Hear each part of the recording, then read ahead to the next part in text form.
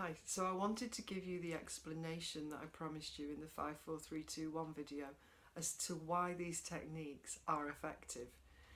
And for some people they seem really simple and that tends to put people off, but I would say to you that it's the simplicity of them that makes them really effective. Because if you think about it, an anxious mind is an overwhelmed mind. So why would we try and use techniques that are going to just overwhelm you even more, going to complicate the mix even more? So for me, the simpler the better.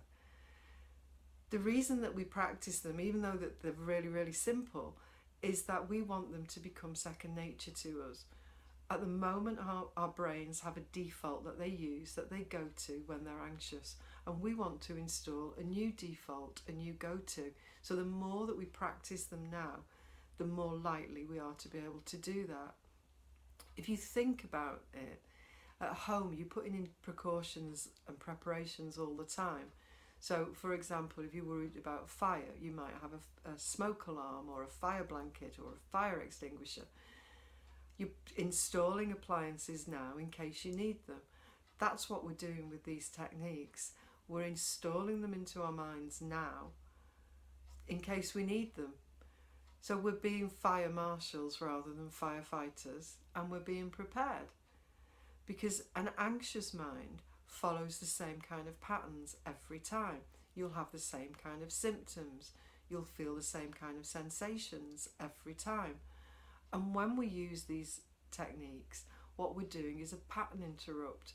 And that's really, really important, because we're stopping our brain going on autopilot and following this same process. We're interrupting its pattern by using these techniques. So it's really, really important that we're comfortable with them. In the 54321 technique, we add in some more detail. So rather than just list 5 things that we can see, we put some detail around it. So if I see a lamp, I might say it's got a white shade, it's got chrome fittings, it's got a black cable, and it hangs from the ceiling. All of that keeps me externalized, focused on the external environment, because an anxious mind likes to be internalized. An anxious mind keeps you very much in your own head. So when we're using these techniques, the longer we can stay in the external environment, the more likely we are to pattern interrupt and to distract our anxious mind. So that's why we put the detail into 54321. The other thing I say to people is, if it's appropriate, say it out loud.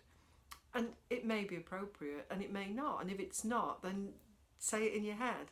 But if it is appropriate, if you can do that, it's another verbal instruction to the brain. And every little helps when we're trying to calm an anxious mind. So I would say be proactive, don't be reactive. Start putting into practice these techniques. We're looking at the long term here rather than the short term.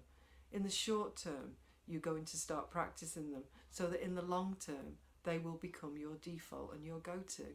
So the final thing that I say to people is write them on post-its, put them around your house, put a post-it on your computer at work if you get anxious at work. Write 54321. Your colleagues don't know what 54321 means, but you do. So it does 2 things. 1, it reminds you to practice. And 2, it reminds you that you do have a technique. So if you do start to go into overwhelm and you glance at your computer screen, you've got a reminder there that you can use this. You can put it as a screensaver on your phone. You can just start being proactive with reminders around the workplace, around home. So have a go at these. See how you get on. I'd love to hear from you, and take care.